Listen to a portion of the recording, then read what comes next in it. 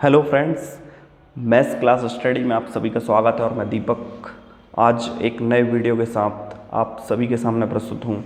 और देखिए, आज जो वीडियो बनाने का उद्देश्य था वो ये था कि प्राथमिक शिक्षक भर्ती जो कि वर्तमान में प्रोसेस में है और कहीं ना कहीं अब वेरिफिकेशन की प्रोसेस भी प्रारंभ होनी है, तो उसके बाद जब हम ज्वाइन कर लेते हैं तो हमारा सैलरी स्ट्रक्चर क्या होगा। आज का उद्देश्य यही था कि आपकी जो सैलरी होगी प्रारंभिक 1 मंथ की वो क्या होगी।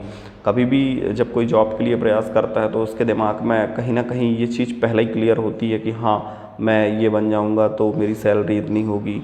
प्रोफेशन तो आपको पहले से ही चॉइस हो जाता है, भाई शिक्षक बन रहे हैं तो हमारा प्रोफेशन क्या है, पढ़ाना लिखाना, लोगों को समझाना। तो ठीक है, अब चूँकि आप इस जब इन्वॉल्व होते हैं इसमें तो सैलरी भी मायने रखती है।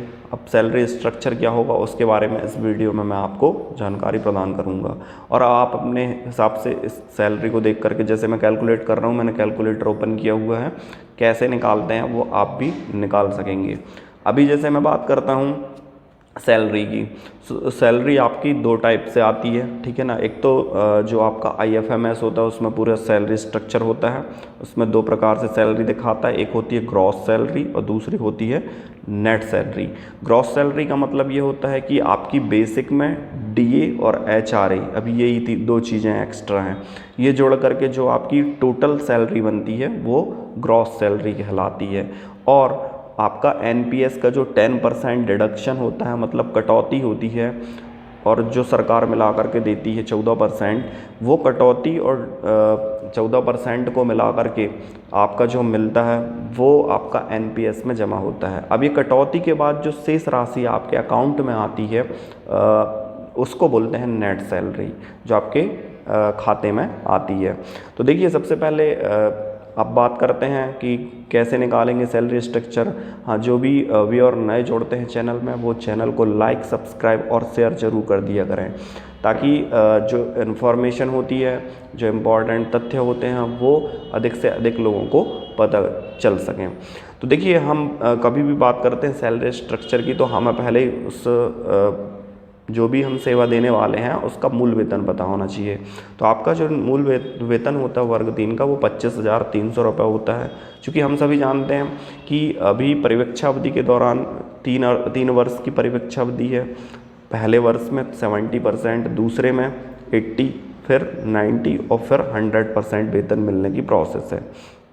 अब हम क्या करते हैं कि पहले साल में हमारा न्यूनतम वेतन क्या होगा, तो वो हम अपने मूल वेतन से निकालते हैं। मूल वेतन हमारा है 25,300। तो देखिए आप लोग, मैं यहाँ कैलकुलेटर में कैलकुलेट करूँगा, आप देखते भी जाइए।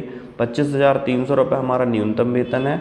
और यदि हम इसका फर्स्ट ईयर का 70% करते हैं डिवाइड बाई 100, तो हमारा जो न्यूनतम वेतन आता है वो 17,710 आता है। आप देख सकते हैं 17,710 रुपये की राशि आपका न्यूनतम वेतन कहलाती फर्स्ट ईयर के लिए।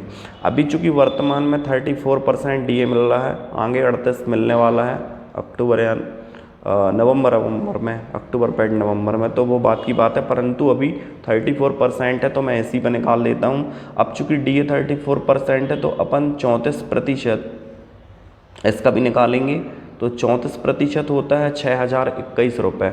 6,021 और आपका जो 17,710 रुपये है, इन दोनों को अपन ऐड कर देते हैं तो आप देखेंगे कि आपकी जो राशि बन रही है वो 23,731 रुपये है।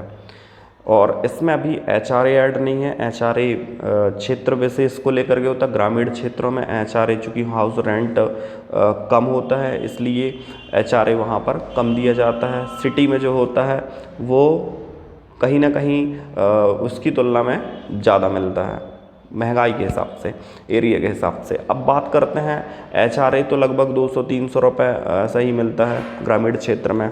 तो इसमें 200-300 रुपये का वेरिएशन और हो सकता है, मतलब 23,700 से 900 या फिर 24,000 के समथिंग आपकी सैलरी फर्स्ट ईयर की बनेगी। अब इसमें डिडक्शन कैसे होगा, तो देखिए HRA अभी इसमें एक GIS कटता है बीमा 200 रुपये, ठीक है। तो हम ये मान लें कि HRA और GIS लगभग इक्वल हो गए, कट गए। अभी इसमें 10% कैसे लेस होता है, तो आप देखिए ये राशि जो है इसमें 10% NPS कटता है, तो 10 डिवाइड बाई 100, यानी आप देख सकते हैं 23 यानी 2373 रुपये आपका माइनस हो जाएगा किसमें, 23,731 में। तो हम देखें यहाँ पर हमारे पास जो आया हुआ है सैलरी वो क्या है, 23,731, इसमें 2373 अपन घटा देते हैं। तो आप देखेंगे